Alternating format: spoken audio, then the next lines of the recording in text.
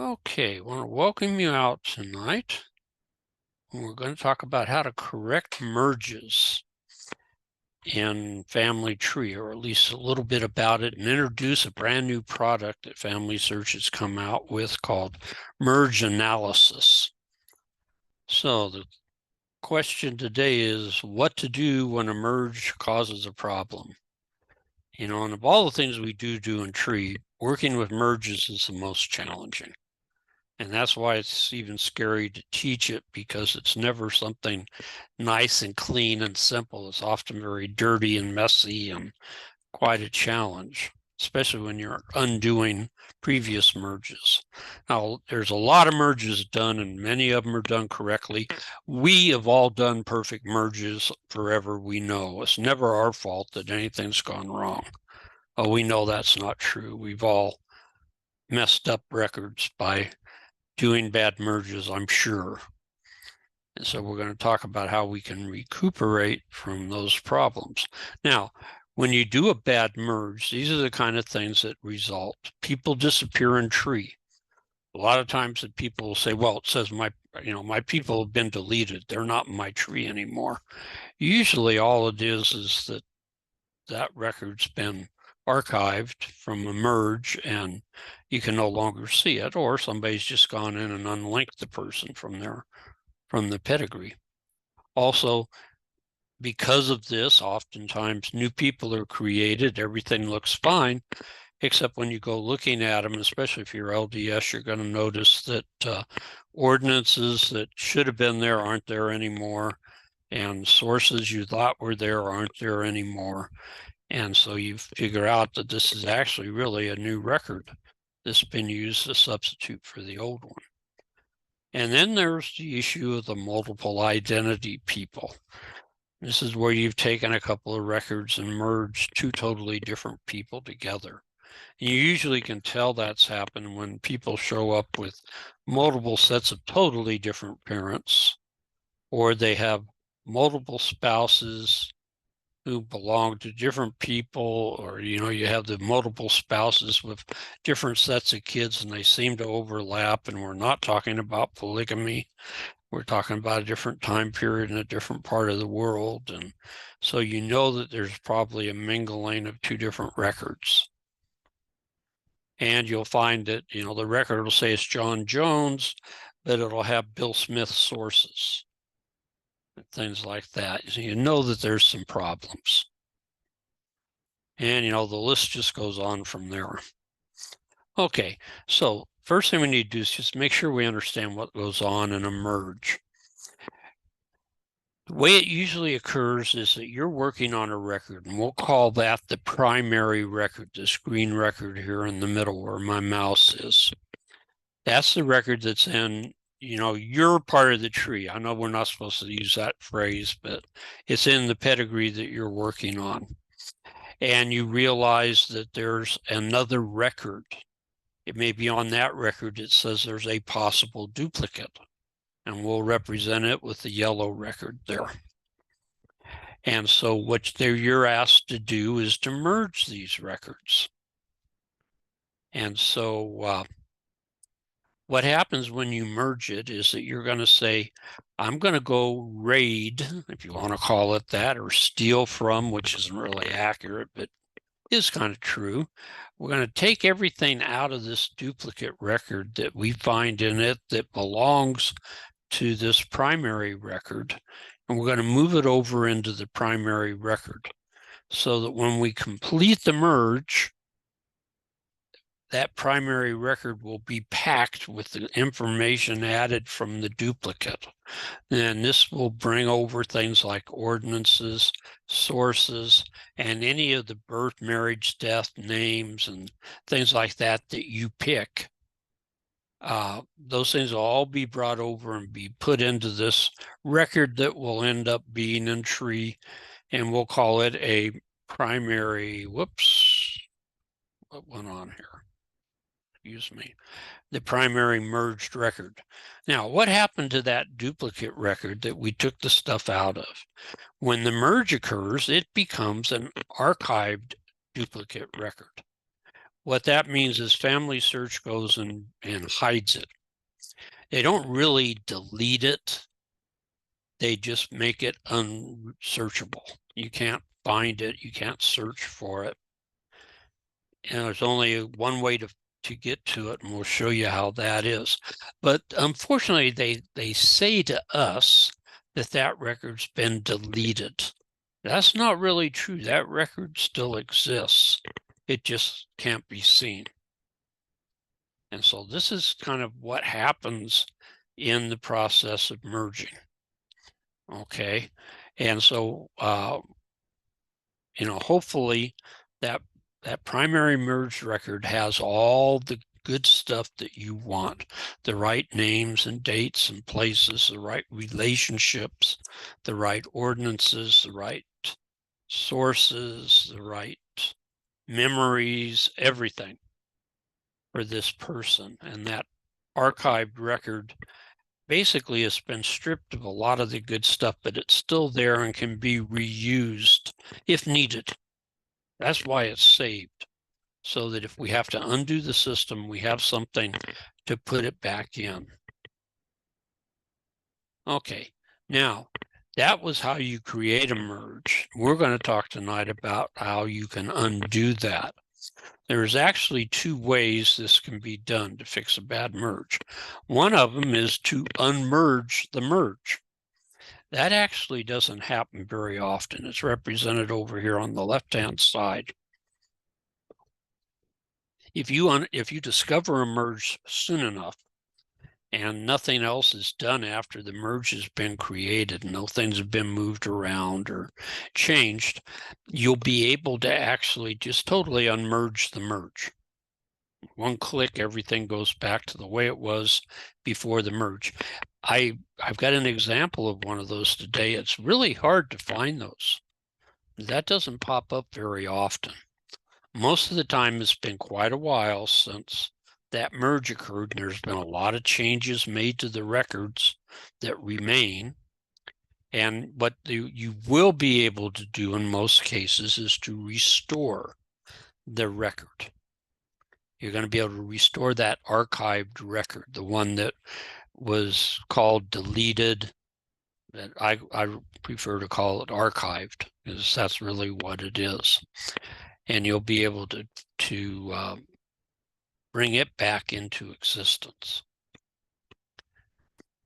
So these are the two things we're going to kind of talk about today, is how to get to that point and why we do it and how we do it.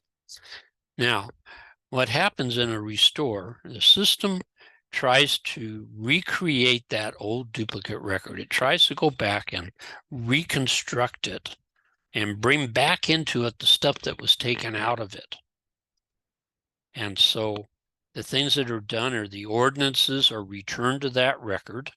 The ordinances that were taken out of it are returned to it. The facts like dates, places, and other information that we removed and put in the surviving record are brought back into it. And then depending on the situation, if there were sources, they may or may not be returned. That's one that doesn't always get restored. So sometimes after a restoration of a record, you have to go back to the surviving record and remove some of the sources there and move them back over on this record, because for some reason the sources don't always come back. And then lastly, hopefully, the relationships that were unlinked from this record will then be restored to them. Like if a wife and children were moved away from this record and put on the other, they'll be brought back to this record and restore them. And so the system tries to recreate this record at the point it was when it was archived, during that merge when it was archived. Okay, so what if your restored record's a mess? It comes out different than what you want. So if you go through and you do some restoring and you think this is what that restored record is going to look like, and it comes out looking totally different, and it's a real mess, now what are you going to do? This may sound strange, but my recommendation is just go back and merge it back into the record that you just took it out of.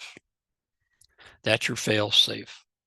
Just put it back in there rather than leave it floating around as a total mess, because that can create more problems than it solves. Just put it back in where it came from. And then at least things are no worse than they were when we started. Because sometimes when you pull a record out, it comes out as a mixed record of a couple of different people, and now things are even messier than they were before.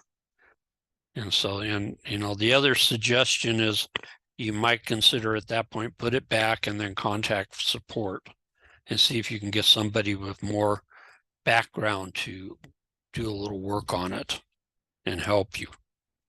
Okay, the other thing to understand about merging, these records that we have, these people that are in tree, are kind of like onions. There's layers inside those people. There's multiple records that have been brought together to create them. And so, when you restore a record, you may find that it's made up of multiple records too. And so when you find records that are restored and you want to when you find a record in this record or restored record that you want to restore, you find you get more merged records. In other words, you unmerge one record to restore this, and then you find, well, I'm going to have to unmerge something inside here, and then maybe from that record I have to unmerge something from there, and it just you get buried down in there trying to find the record you're really looking for, and sometimes it's just buried so deep you just can't find it. Maybe there's been so many different merges that merges upon merges, there could be 50, 60 merges that make up this person, and you just can't find it. So that's one issue that may come up. The other one's the brick wall issue that's caused by the fact that before Tree, we had what was called New Dot Family Search. And in New Dot Family Search, you could merge and you could unmerge and things like that. But they had to eventually close down New Dot Family Search when they created Tree. And they wanted to take those records in New Dot Family Search and put them in Tree. And to do that, they had to make some changes to the records because the coding was different. The computer coding was different. And they couldn't just bring the records over exactly the way they were. And so one of the things they lost was the ability to see these internal records on the records that were brought over at the time that we created Tree. So if there were merges done prior to 2012, when Tree was created and your record came from New Dot Family Search, it kind of got like frozen at the 2012 point, and any merges done prior to that you can't mess with. They just aren't available to us anymore. And so you're going to have some cases where there's multiple people in here, but they came from a record that was back in New Dot Family Search. The only thing you can do about that is contact support and ask them to wave their magic wand over the records. I used to have to do this working in data quality and separate these records out for us because they actually can do that. But we as mere mortals aren't able to. So that's kind of a couple of the kind of underlying problems that go with this. Okay, so let's look at a merge. It's really not a hard one to realize that there was a problem. So I went looking at my watch list and I came up with a note that Peter York, one of my ancestors, had been messed with. And so I went to look, and sure enough, there had been a merge. And it showed in his change log that Peter York, born in 1833 and died in 1865, was merged with a Peter York born in 1779, died in 1862. Other than the fact they have the same name and their deaths are about the same time. These two guys are obviously two different people. I mean, it's hard to imagine that somebody could get a birth date 50 years off for the right person. So, my first thought is, okay, here's where they've merged two people together that had the same name. So I went over to their change log and went to look at the merges. And the first thing that caught my eye when I looked at the merge itself in the change log was their reason statement. They both had a lot of information. That right there tells me we're probably working with a beginner. Somebody that hasn't done much, because that's an illogical statement and really doesn't address the thing. So I know that Peter in 1779 is my ancestor. Okay. The question then becomes, is this other Peter born in 1833 a real person? Does he really exist? And so I want to find out, because if I'm going to separate that Peter from my Peter, if you want to call him my Peter, I don't want him just to go floating around in space. I would hope that I can put him, or that he will be in a family somewhere, either as a child to some parents or a husband to a wife, and at least have a family to go to and not just be a record floating around, even though it is possible to just be a record floating around. I don't want that to be if I can help it. So what I do is take one extra little step when I get into this breaking down merges, which is to kind of look out for the other guy. So we go looking for him, and I went over into Ancestry and found a John York with the approximate right dates. Well, actually not John, it's Peter. I found this Peter York. These are the dates that are used in the merge: 1833, 1865. His father's a John York who was from New York, and his mother's a Margaret Burhan. And so I know this isn't my line. There's some other Yorks that are out there, but this is a probable family. Now the question is this really a family? So I did just a little bit of looking, and sure enough, I found the 1850 census in Cortland, New York, for a John York, who was about 49 years old in 1850, right on the nose, and Margaret York, who should be about 50 years old, and she is, with a son, Peter, 16. Just about the right age, within a year. And so I'm assuming these are the same two guys. So when I'm done, I'm hoping that the other Peter, the Peter born in 1833, ends up in a family of John and Margaret. That's what this was for, just to help me feel comfortable that I know what's got to be done with the other person in this merge, if I do in fact take them apart. Okay, so my conclusion is it was a bad merge. So if you look at the person in FamilySearch, that's what we've got. Here's Margaret Burnham's and John York with Peter York as a child, and then my John York Jr. and Abigail Bean with Peter York as a child and his sister Lois. So I know that these are really the two people that were brought together. And so my job's going to be to undo this merge one way or the other, however I can do it, so that I can separate these two Peters. And it should be a pretty easy thing. Okay, so we need to try to undo this merge. So I go to the record of Peter, go to his changes and see the merge. And lo and behold, because this had just happened, it has an unmerge button, which you will very rarely ever see, which means I got a one-click thing to restore this. I don't even have to go to the record of the deleted Peter to put his record back in the system. I just have to say, let's just do away with this merge. So I got lucky. So I click on that, and it gives me this unmerged screen, and it's really strange. I do not know why they stripped the names out, but both records no longer have the name John York, but we know, or Peter York, but we know that's what the name was. But I see the one that was born in 1833, died in 65. The other one born in 1779, died in 1862.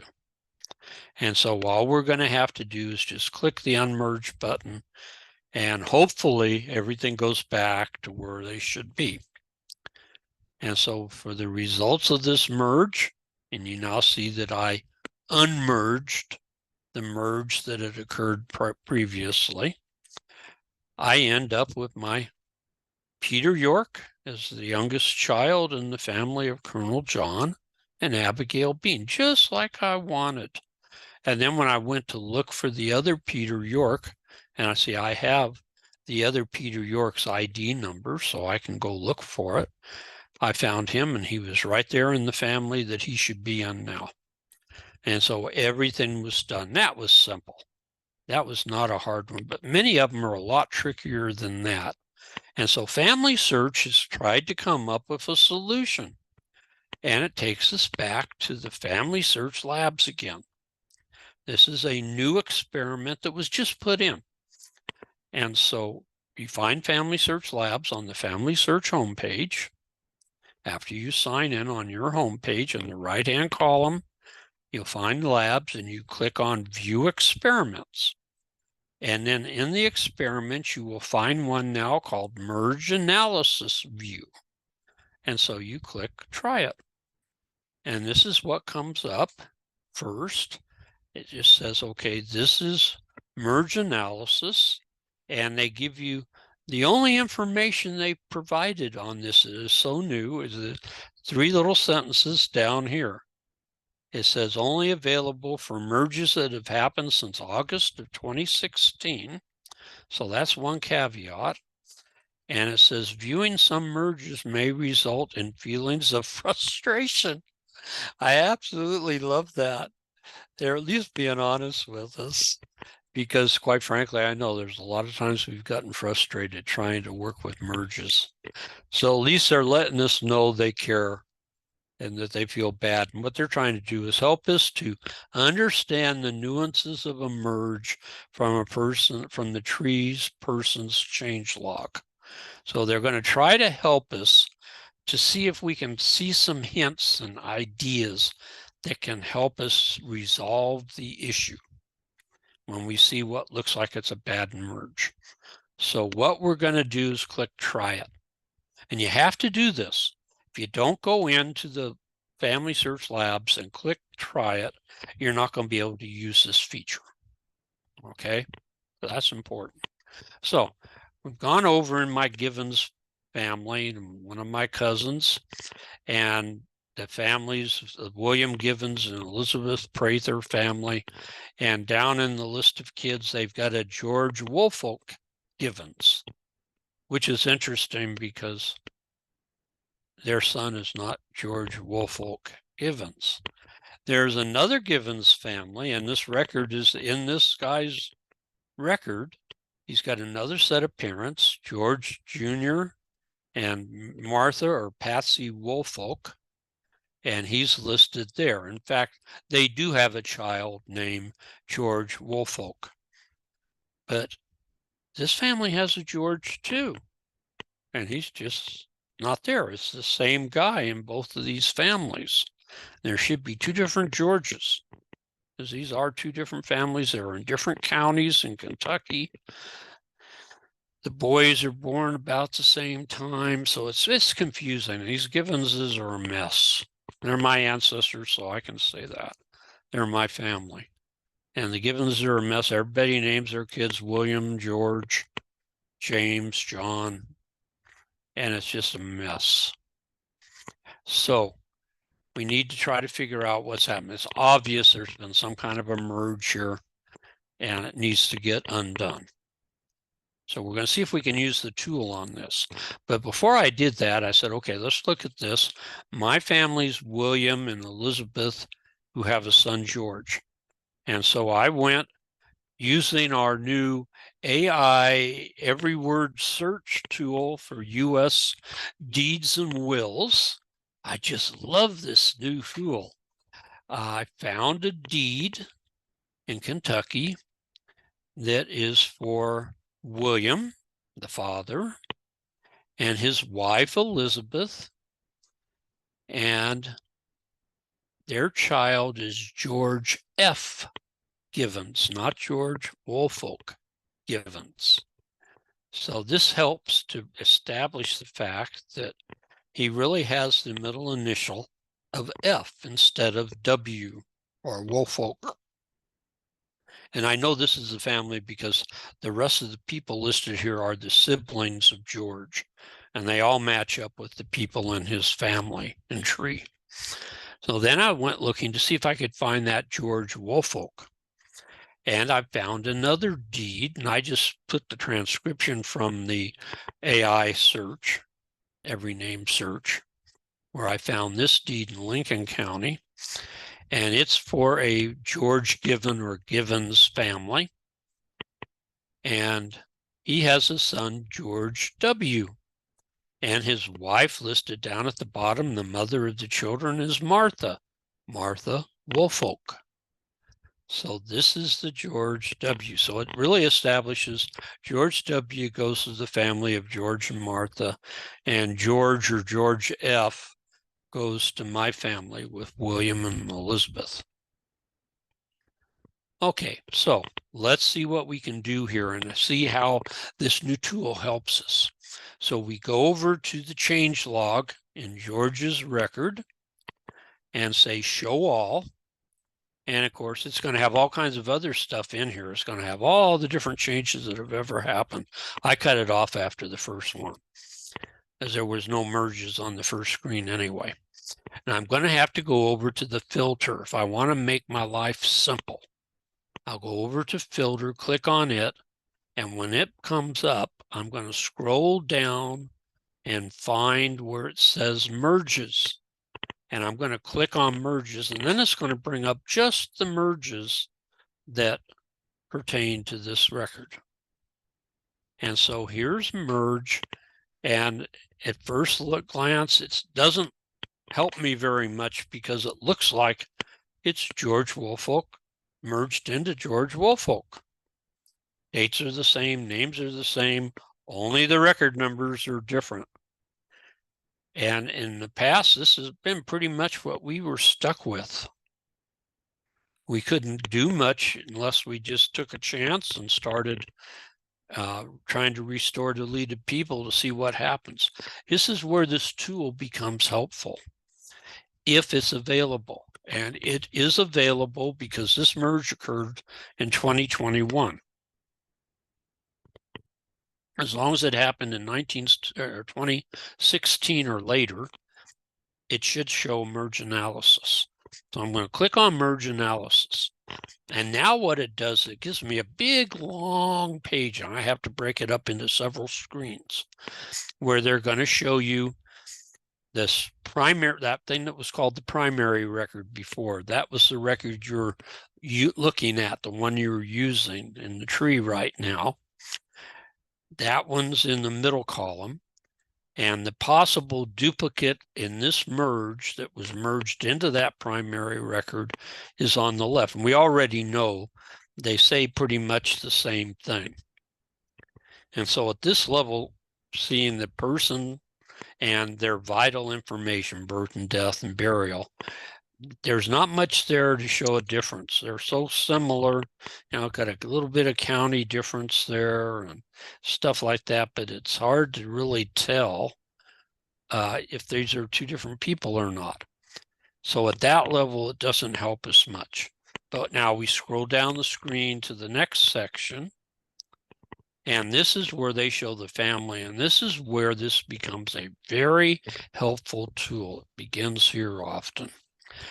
That record that was merged away, that was archived, had a father of William and a mother of Elizabeth Prather. That's my guy. Even though the record, when it was merged, said his name was George Woolfolk, it isn't George Woolfolk. And then for that primary record that was left, it shows his father was George Givens Jr. and his mother was Patsy Woolfolk, and it gives a couple of his siblings that were part of that mess. So we know it really was two different guys here. And now we can see this so clear. This tool is going to be a real big help to people when they're trying to analyze if records need to be unmerged. Okay, the next level down are sources. There's a gazillion sources on that remaining record, and they're all George W. So that's okay, because that record in the middle column should be George W. There's one lone source in that record that was archived, and that was a George F. record, because he came out here to California and happened to sign up to vote. That's what the California Great Register is. He was out here looking for gold, probably. Okay. Then at the very bottom, pardon? You saw a play? Where was it? Was it on the tape? Was it on the tape? Somebody needs to mute your record. Why did you guys? How are so many flies inside? You guys been leaving doors open today? No. Yes. Bo, you need to mute your phone. Thank you. Okay, now the very last part of this is also very important.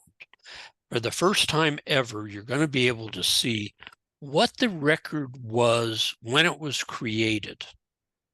And unfortunately, the initial creation for both of these records came from 2012, which is when New FamilySearch transitioned to Tree. But it clearly shows that that record that was archived began as George F. So there's absolutely no question that's a George F. record, and that the other record was for George W.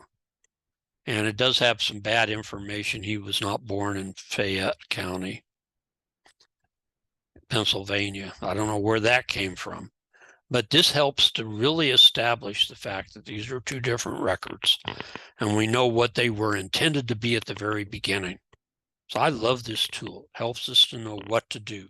So now we know we definitely want to separate these people and get rid of that merge. So what we do is we go over to the change log where that merge is showing, and we're going to click on the deleted guy, George Woolfolk, and it'll pull up this little card, and it's going to say he's deleted. But you and I know he's not really truly deleted. He's just archived. And we know that if we click on person, we'll be able to restore him. So we click on person, and this screen comes up, and it says he's deleted. The surviving person is this one, and you can click on it to get there. But what we want to do is click restore. And so we click restore. We put in a real reason.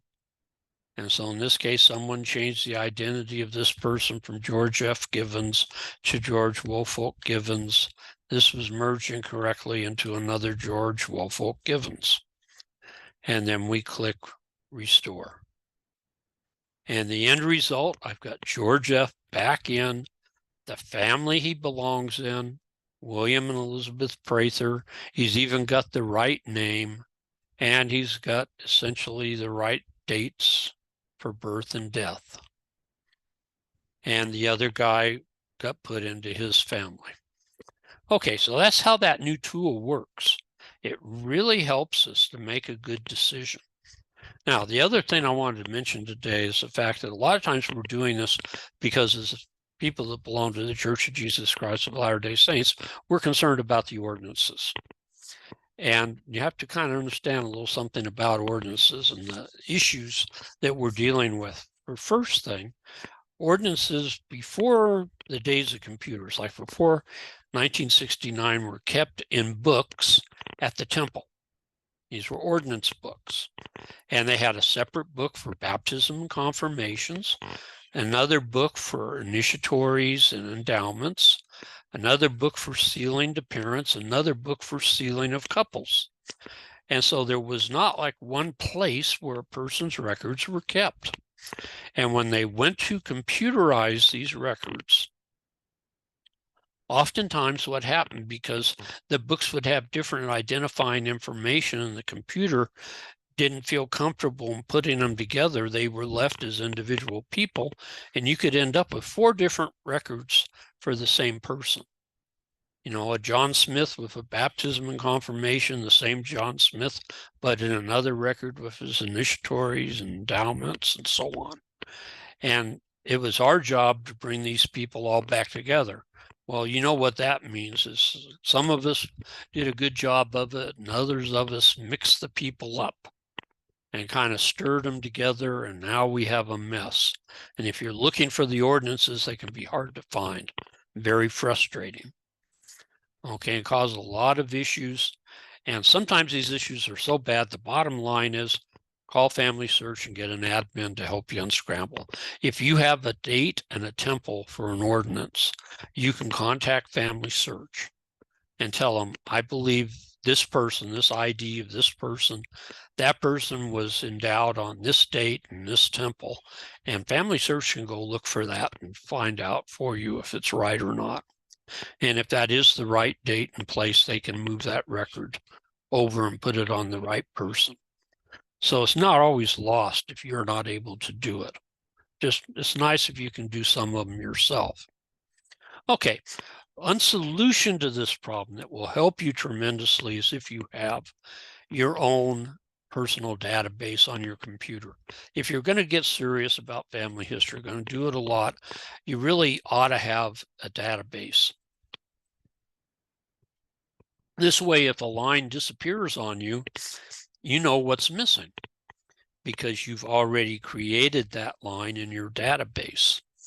And so you'll have the parents and you'll have the siblings and the children and, you know, things like that, and the dates on them. And all these new programs like Roots Magic and Legacy and Family Tree Maker, all of them allow you to bring over the ordinances out of FamilySearch and put them into your database. So in the family we're going to be working on, I know pretty much the dates that there ought to be on these records. These people had their work done a long time ago, starting back in the 1920s, and especially the 30s. And so this is a big help to you if you have this. And this is one of the reasons many of us that do genealogy on a regular basis keep a database. You doesn't have to be extensive. It can just be your direct ancestors. And there's ways to pull it straight out of tree and then create it as a tree in your database with all this information in it. And then if something changes after that date, you know what it was before. Okay, so that's just a thought of what you ought to really do because it really helps. Okay, so we're going to take one last case here and look at it. It's the case of the problem of Grace Gilman and Alice Carty. Now, this is like John Smith and William Jones, 2 totally different people. They are kind of related in a sense because my ancestor, John Gilman, married Grace York. Who's Grace Gilman up here? I really should have said Grace York, or Grace Gilman down below. I made a mistake there. Whoops.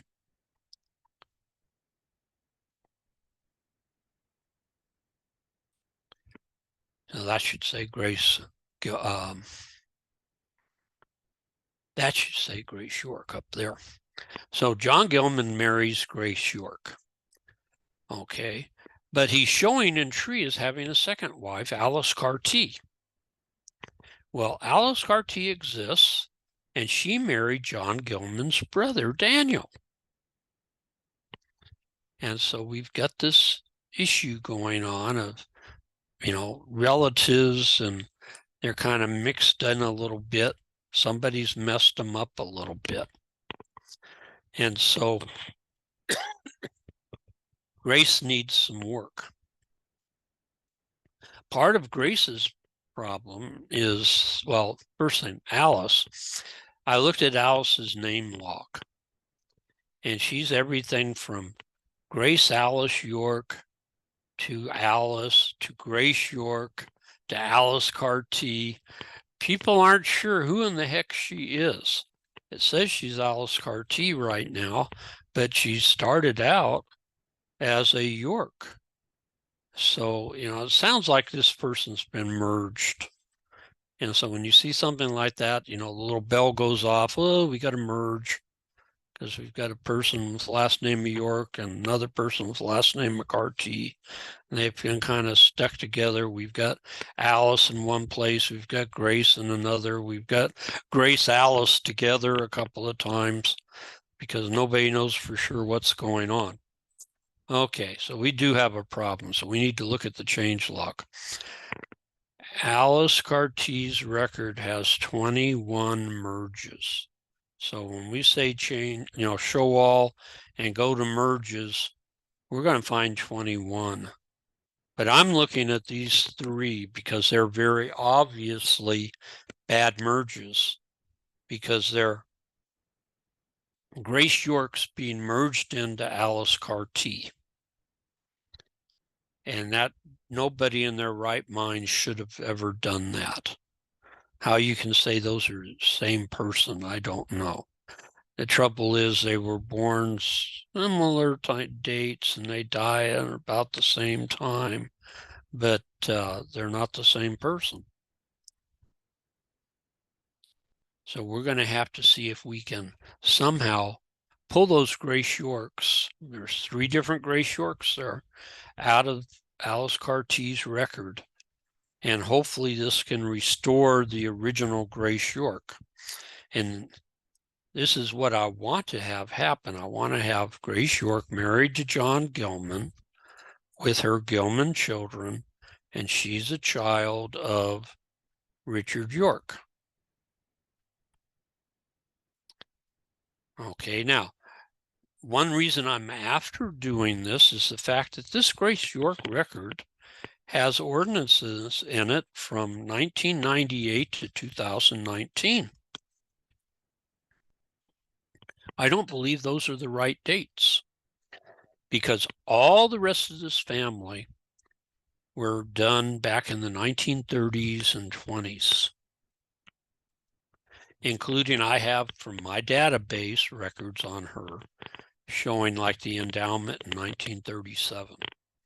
So I know that what's happened is her real record got merged into the Carty record and people have gone out and done the work again starting around 1998. And, they probably added a duplicate at that point. And that's what's left for us are the duplicate records. Something's happened to those original ordinances. I'd like those to be on her record.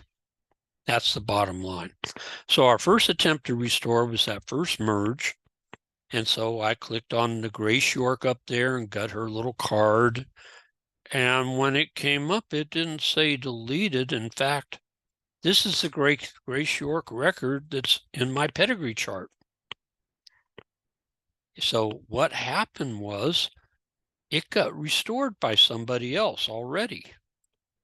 Only problem is it didn't indicate that in the changelog. There was nothing in there about a unmerge, which is kind of weird. I do not understand what happened there, but that record is already done. So step 1, I didn't have to do. Somebody already did it for me. That's the record that's showing with the right husband and the right parents and the wrong ordinance dates. So we'll go to the second merge. Click on Grace. Now it says this person's deleted. So we'll go ahead and click on her person. And it says, yep, this person's deleted. The survivor is Alice Carty. And we have this Restore Person button. So we'll go over there and click Restore Person. Give it a reason. Grace York is not Alice Carty. I restored this Grace York record and will merge it into her main record. And that's essentially what I did. And I took her out and I put her in. Now I took her out and this is the way it came out. She was already assigned to John Gilman. He's actually now got 2 Grace York wives. And she became a duplicate daughter in the family. So I need to merge the 2 together. Okay, so she's in the right family. This is where she came from. Somebody just pulled this partial record out of the other Grace York record.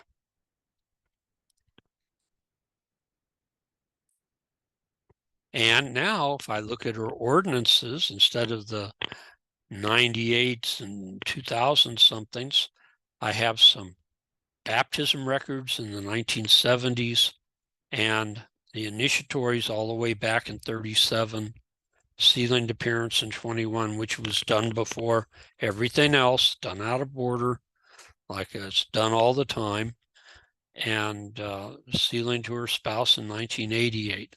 So it's been somewhat restored to where I want it to go. But these were absolutely duplicate records. And so I now have at least 3 of the original temple records. Now the third one, and this time we ended up with a really combined record. And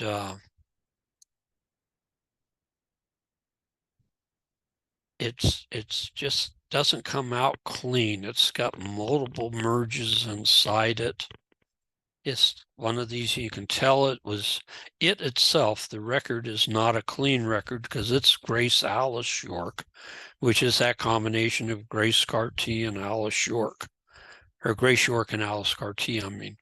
And so I know that this is going to lead to more merges or undoings, and I'm not going to bore you with that. But I realized that I had to go look at this record after I restored it and take it apart, and I had to take Grace York out of that record 4 times and bring her back in and put her in her correct family, married to Daniel Gilman with Richard and Elizabeth as her parents. And after I got done, the ordinances were still the same. I never have found the original ordinances. And so this is a case where I could say, well, I suspect because all the other children were done on such and such a date, and in the Salt Lake Temple, I believe, I suspect that she was too. Could you check? Otherwise, we just have to leave the 1978 record or whatever year that was. So sometimes it gets so messy, even I can't figure out what to do with it. So that just kind of gives you some feel for this.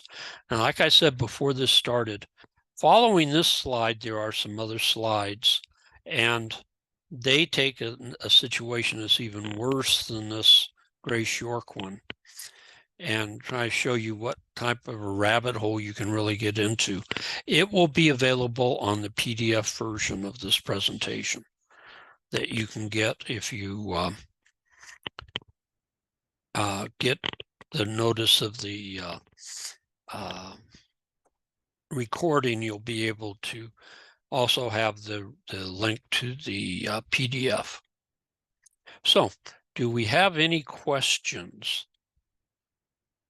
Or have I driven you crazy at this point?